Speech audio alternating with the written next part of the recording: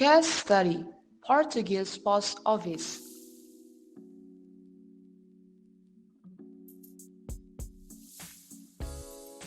The Portuguese Post Office, or PPO, is a very large, major, state-owned service company. PPO has a concession for the Universal Postal Service and operates as a partially regulated monopoly. PPO recognizes that providing a public service is a key objective. Profitability and flexibility have also been identified as the key success factors. Organizational structure was a key control feature of the PPO, both at top and lower levels. At the top level, the company was organized in 4 building blocks, including first, board support units, for example, auditing, planning and control, quality, and legal services. Second, service units, for example, processing and transporting, and also IT.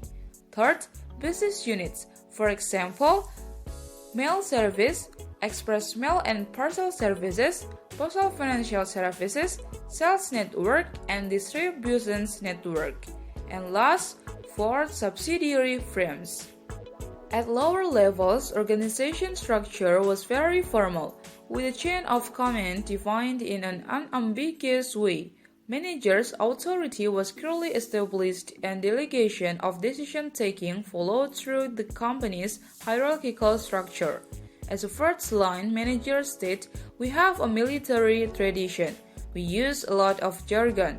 The hierarchy's role, and when there are any problems, they are always serious.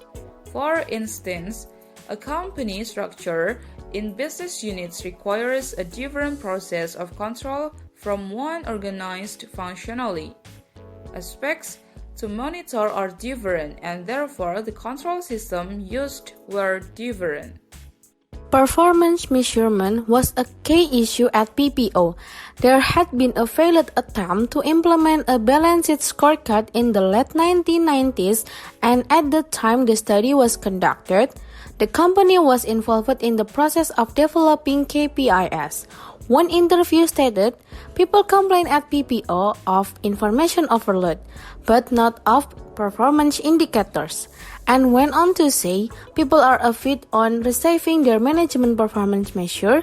They enjoy knowing whether they are doing better than the neighbor branch as there is a certain level of competition. Target setting practices were largely centralized and not entirely consistent throughout the company.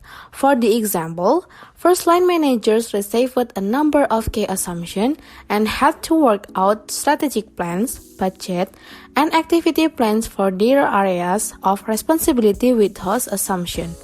Some of these assumptions were actual targets for key variables such as a sales turnover growth.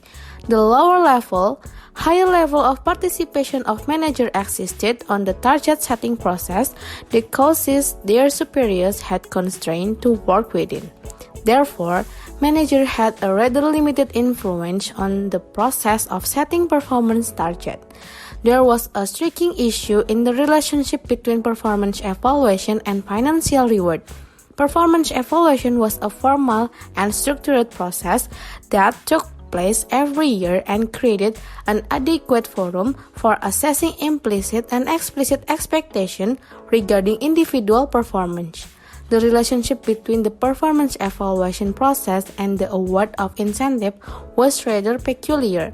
In discussing the process awarding of incentive, a manager stated that the assessment is made in a qualitative way rather than quantitative, and the other managers said that no matter how much we say that performance evaluation has nothing to do with bonus payment, we can avoid the performance and bonus are associated. This practice seemed to be counterproductive and misuse of the company resources. It also suggested that social and political factors played a key role in the decision process of awarding incentive. We conjectured that this could be a reflection of PPO's heavily organizational structure and the need to cope cautiously with extremely conservative labor unions. Operational feedback information flows were pervasive, but strategic and horizontal feedback information was slightly or non-existent.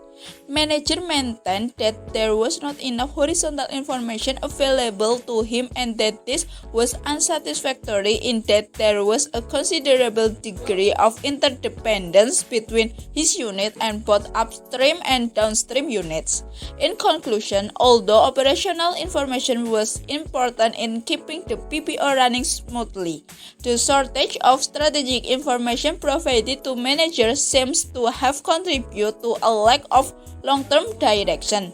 The general absence of strategic information was interpreted as a reflection of the extremely hierarchical, centralized organizational structure, whereas the lack of horizontal information attributed to the hermetic nature of an organization that showed high formalism and very structured form. The PPO's control system appeared to have some limitations, although it addressed the 5 areas indicated by Outlaw's 1999 frameworks. The links between the areas were weak and in some cases even counterproductive. PPO's key objectives were rather diffuse. They involved the financial and operational objective of profitability and flexibility and the non-for-profit objective of public service. Whereas the first two objectives were compatible, their compatibility with public service was problematic. The implication was that the process of devising strategies and plans involved some sort of compromise between opposing forces. There was a clear effort to make the process coherent with a biannual revision of the PPO's strategic plan, but this had not ensured that the formulation of strategies and plans was straightforward. The latent conflict between for-profit and not-for-profit objectives was a key element behind this contradiction. Concurrently, effort to bring an entrepreneurial attitude to managers and the plans to introduce an internal transfer pricing system were one indication of this. Seems to conflict with the need to ensure some stability in the process of transition from the traditional way of running the company. The failure of the balanced scorecard implementation process can be seen as one example of the adverse consequences of this tension. Notwithstanding these inconsistencies and contradictions, changes made in recent years at the level of the control system were notable in their The use of Siemens 1995 framework related to key aspects. The first one, the existence of control system that fitted into all categories Siemens control levers. The second one, and more significant, there was a largest imbalance between positive and negative force of the control system. The three control structure fitted PPO's belief system. These were PPO's vision of 2005 strategic planning and board in general meeting.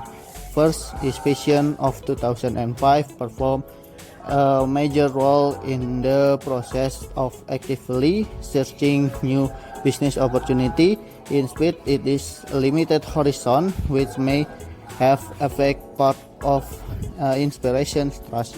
Second, the strategic process was mechanism that contribute to companies' reflection about future prospects and opportunities, while board address in general meetings were used to convey to managers, their other employees, the PPO's vision and views on emergency opportunities. PPO's boundary system incorporates four main control structure. The control planning is key assumption. The board address and organization structure. It was clear to the top level thought process by which PPO disseminated alternative course of action,